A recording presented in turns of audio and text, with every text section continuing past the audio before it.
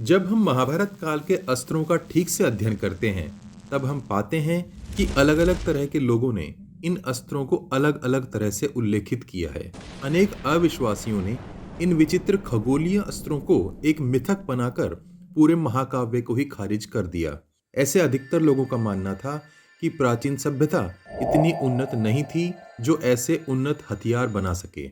आज हम महाभारत काल के अस्त्रों और आधुनिक काल में उपलब्ध हथियारों का एक तुलनात्मक विश्लेषण करने की एक कोशिश करेंगे, जिससे हम यह समझ सकें कि क्या ऐसे अस्त्र बना पाना संभव था और क्या हम आज उनसे कुछ सीख कर नए प्रकार के अस्त्रों का निर्माण कर सकते हैं।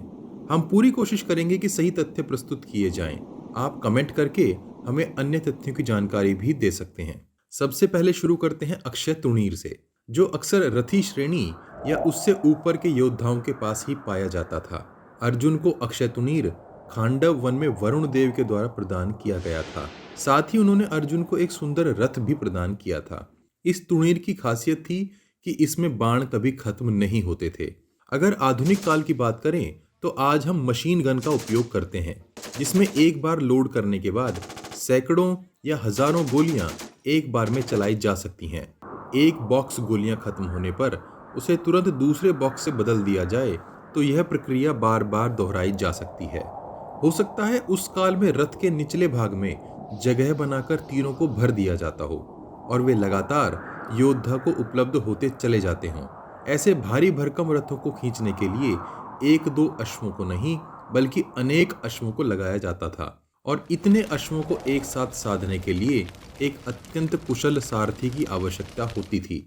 युद्ध में सारथी के महत्व को भला कौन भूल सकता है। एक कुशल योद्धा बिना कुशल सारथी के कुछ नहीं कर सकता था। आग्नेयास्त्र। हम अपनी अनेक वीडियोस में बता चुके हैं कि आग्नेयास्त्र लगभग हर रथी योद्धाओं के पास होता था। इस अस्त्र को साधारणतया शत्रुओं के बीच से रथ का मार्ग बनाने के लिए चलाया जाता था। इस अस्त्र से बहुत कम समय में बहुत ज्यादा अग्नि उत्पन्न हो जाती थी और मार्ग में खड़े सैनिक या तो खुद हट जाते थे या फिर उस अग्नि में जल जाते थे। तो क्या आज के समय आग्नेयास्त्र बनाया जा सकता है? तो जवाब है हाँ। आज ऐसे अनेक ज्वलनशील पदार्थ तरल और ठोस अवस्था दोनों में उपलब्ध हैं, जिनसे ऐसा अस्त्र आसानी से बनाया जा सकता है। आपने रॉकेट लॉन्चर्स जो कंधे पर रखकर चलाए जाते हैं देखे होंगे। उन्हें एक किस्म का अग्नि अस्त्र समझा जा सकता है। ऐसा समझा जाता था कि योद्धा अग्नि अस्त्र की अग्नि को नियंत्रित कर सकता था। आधुनिक अस्त्र में भी पदार्थ की मात्रा घटा या बढ़ाकर उसे नियंत्रित किया जा सकता है। वरुणास्त्र। वरुणास्त्र से किसी निश्चित स्थान पर अत्यधिक मात्रा में जल प्रवाह उत्पन्न किया जा सकता था। इसे आग्नेयास्त्र की काट समझा जाता था। अगर हम आधुनिक काल की बात करें तो अभी तक तो कोई ऐसा अस्त्र उपलब्ध नहीं है जो इतने कम समय में इतनी अधिक मात्रा में जल का प्रवाह उत्पन्न कर सके। हाँ, कुछ ऐसे एक्सपेरिमेंट्स जरूर हुए हैं जिनसे आकाश में बादल बनाकर उनसे कृत्रिम बारिश करवाई जा सके। सिल्वर आयोडाइड या सॉलिड कार्बन डाइऑक्साइड, जिसे हम ड्राई आइस भी कहते हैं, अगर उनका छिड़काव हल्के बादलों पर कर दिया जाए तो वे सघन हो जाते हैं और वर्षा हो जाती है, किंतु इस प्रक्रिया में समय लगता है। हो सकता है भविष्य में ऐसे केमिकल्स खोज लिए जाएं जिनसे ऐसा कुछ ही क्षणों में किया जा सके। नागास्त्र। इस अस्त्र का उपयोग इंद्रजीत ने श्री राम और लक्ष्मण जी पर किया था। ऐसा समझा जाता है कि नागास्त्र चलने के बाद एक नाग का रूप धारण कर लेता था और इसके छूने मात्र से शत्रु मृत्यु को प्राप्त हो जाता था। आज के समय में अगर इसकी कल्पना करनी हो तो एक ऐसे बाण की कल्पना की जा सकती है जिस पर किसी अत्यंत जहरीले सांप का विष लगा हो। ऐसे केमिकल्स भी आजकल उपलब्ध हैं, जैसे राइसिन या स्ट्राइसनीन, जिसे हिंदी में बच्छनाग भी कहते हैं। अगर किसी भी तरह आपके शरीर में पहुंच जाएं, चाहे त्वचा के रास्ते या सांस के रास्ते, तो आपकी मौत 24 घंटे या उससे कम समय में हो सकती है। ऐसे विष बुझे बाणों का उपयोग आदिवासी जातियां आज भी अपनी सुरक्षा के लिए करती हैं। नागपाश अस्त्र। ये भी नागास्त्र का ही एक दूसरा रूप था जो शत्रु को एक रस्सी की तरह बांध लेता था और उसकी मृत्यु हो जाती थी। आधुनिक काल में इसकी कल्पना करना थोड़ा अजीब है। हो सकता है एक रस्सी या पतला किंतु मजबूत और लचीला पाइप जैसा कोई तरीका हो जिसके दोनों सिरों पर एक एक बाण लगा हो, जिसे अत्यधिक वेग से शत्रु पर छोड़ा जाए और वह शत्रु को एक सर्प की भांति लपेट ले। लिपट जाने के बाद उसमें से कोई गैस जैसा जहरीला पदार्थ निकले जिससे शत्रु की जान चली जाए। सम्मोहन अस्त्र। इस अस्त्र का उपयोग अर्जुन ने विराट युद्ध में किया था, जिससे सब कौरव महावीर बेहोश होकर निष्क्रिय हो गए थे। आधुनिक काल में ऐसे अनेक गैसें जैसे हेलोथेन, मिथाइल प्रोपाइल ईथर, जिनसे इंसान को बेहोश किया जा सकता है, उपलब्ध हैं। हो सकता है उस काल में किसी ने ऐसे केमिकल्स खोज लिए होंगे जिनसे ऐसा किया जा सकता हो और उन्हें एक परिष्कृत अस्त्र में बदल दिया हो, जिसे अर्जुन ने अपनी अनेक यात्राओं के दौरान किसी से सीखा हो। नारायणास्त्र। नारायणास्त्र जब चलाया जाता था तो अनेकों अनेक अस्त्र प्रकट होते थे।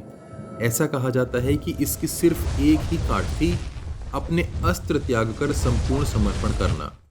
जो भी योद्धा समर्पण नहीं करता था, नारायण अस्त्र सिर्फ उसे ही निशाना बनाता था। महाभारत युद्ध में जब श्री कृष्ण ने सब पांडवों और पांडव सेना से अपने हथियार छोड़कर समर्पण करने को कहा था, तब भीम ने उनकी नहीं सुनी थी और नारायण अस्त्र भीम पर प्रहार करता रहा था। अंततः भीम को समर्पण करना ही पड़ा, तब जाकर नारायणास्त्र निष्फल हुआ था। यह एक अत्यंत परिष्कृत अस्त्र रहा होगा जो शत्रु के हथियारों को लक्ष्य बनाता था। आज भी ऐसी मिसाइल्स हैं जो हवा से हवा में फाइटर प्लेन्स को लक्ष्य बनाती हैं, परंतु नारायणास्त्र जैसा परिष्कृत रूप आज तक नहीं बनाया जा सका है। भार्गवास्त्र। यह अस्त्र परशुराम जी ने कर्ण को प्रदान किया था और कर्ण ने इसका उपयोग पांडव सेना पर किया था, जिसने कुछ ही पल में पांडवों की एक अक्षौहिणी सेना का अंत कर दिया था। परशुराम जी अक्सर अकेले बिना किसी सेना के युद्ध करते थे। उनके पास ऐसे अनेक अस्त्र थे जो विशाल सेनाओं का अंत करने के लिए बनाए गए थे। यह एक मल्टीपल रॉकेट लॉन्चर जैसा कोई अस्त्र रहा होगा जो एक बार चलाए जाने पर लगातार अस्त्र छोड़ता चला जाता हो। इतने कम समय में इतनी भारी क्षति ऐसे ही किसी हथियार से संभव रही होगी जो उस काल में और भी परिष्कृत और सटीक रहा होगा। यह हमारी एक कोशिश थी जिससे हम महाभारत काल के अस्त्रों का थोड़ा स्वरूप समझ सकें, जैसा उनका विवरण मिलता है। इस कड़ी में एक और वीडियो आएगी जिसमें हम बाकी बचे महान अस्त्रों जैसे ब्रह्मास्त्र, वैष्णवास्त्र, रुद्रास्त्र इत्यादि के बारे में भी जानने की कोशिश करेंगे कि उन्हें भी किस प्रकार बनाया गया होगा। क्या आपको लगता है कि महाभारत काल के अस्त्र आज के हथियारों से ज्यादा परिष्कृत थे? आप हमें कमेंट बॉक्स में कमेंट करके बता सकते हैं। अपने प्रियजनों तक यह ज्ञान पहुंचाने के लिए वॉच गॉड चैनल को सब्सक्राइब और शेयर करना मत भूलिए। सब्सक्राइब बटन के बगल में बनी छोटी सी घंटी भी बजा दीजिए। जय श्री कृष्ण। हर हर महादेव।